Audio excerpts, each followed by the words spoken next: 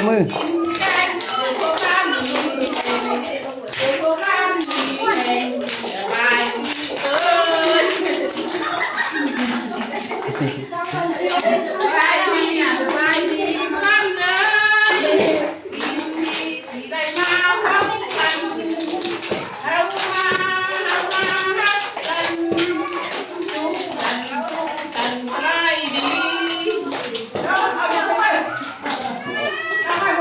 ม้วนบ่ม้วนบ่ต้มเซยเด้ต้มมือดังๆคักๆเอา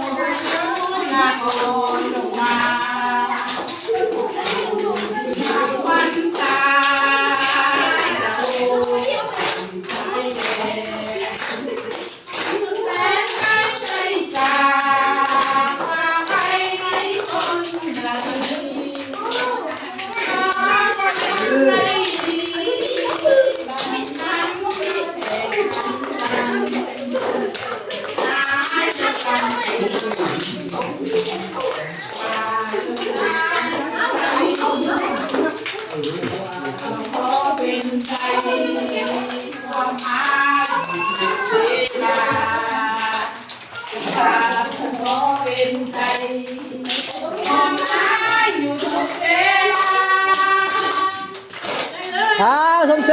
ยมวนได้หลังจากนั้นเขาก็จะมีรางวัลให้เนาะ อันนี้คือรางวัลนักทองเด้อ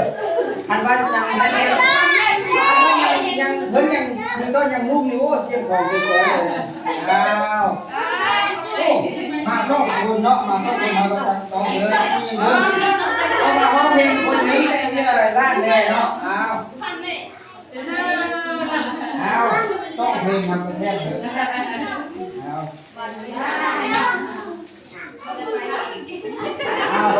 คุณเด้คุณจำก้อน